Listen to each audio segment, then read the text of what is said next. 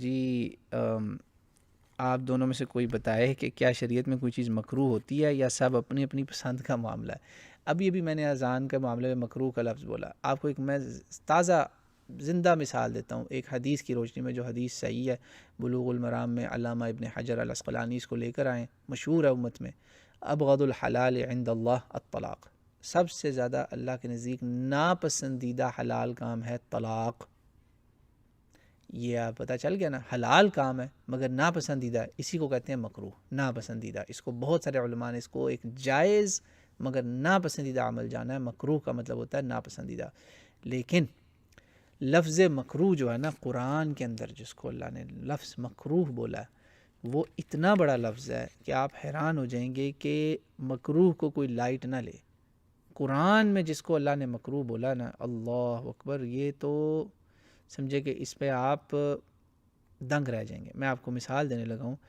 سورہ آیت کا نمبر ہے نا، اصل مجھے الحمدللہ اللہ کا شکر ہے قرآن پاک حفظ ہے، مگر نا آیات کے نمبر نہیں مجھے زبانی یاد ہوتے. ذاکر نائک صاحب کو ہیں ویسے یاد، تو وہ تو آپ حافظوں کو بھی بیٹ کر گئے میں. سورۃ الاسراء جز ہے 15، قرآن کی سورت کا نمبر ہے 17. اس میں ہماری 10 commandments اینڈ مور، یہ 10 commandments نہیں ہے، یہ 10 اینڈ پلس 10 ہے. اگر آپ نے ایگزیکٹلی بائبل کی 10 commandments کو کمپیئر کرنا ہے نا، تو آپ آخر حصہ سورہ انعام کا وہاں جائیں، وہاں ایگزیکٹ 10 ہے. if you want to compare 10 with 10، اس کو لوگ 10 commandments کہتے ہیں. یہ نہیں ہے ہماری 10 commandments، یہ اس سے بہت زیادہ ہیں. اس میں یہ جناب آیت شروع ہوتی ہے وَقَضَىٰ رَبُّكَ أَلَّا تَعْبُدُوا إِلَّا إِيَّاهُ، 23 نمبر آیت سے بات شروع ہوگی. سارے جو بڑے بڑے حرام ہیں نا، آپ جانتے ہی ہیں، اس میں فضول خرچی، قتل، بخل، زنا، یتیم کا مال کھانا، یہ سارے کے سارے جو ہے نا حرام.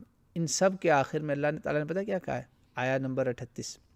کہاں سے شروع ہوا تھا؟ 23 سے غالباً میں نے بولا، 38 پہ ختم ہوتا ہے.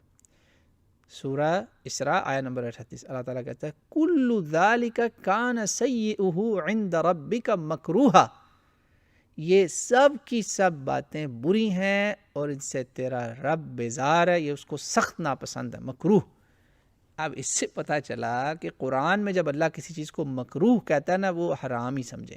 یہ تو آپ دعائیں دیں آپ کے فقہائے اسلام کو، جنہوں نے محدثین کو، جنہوں نے حرام اور مکروہ 2 ٹرمز ڈیوائز کی، کہ حدیث میں جس چیز کو ہم مکروہ کہیں گے وہ ایسی ناپسندیدہ چیز ہے جس کو شاید کسی وقت وہ حرام زمرے میں چلی جائے. بعض طریقے ہیں جیسے طلاق ہے، وہ حرام ہو جائے گا بالکل.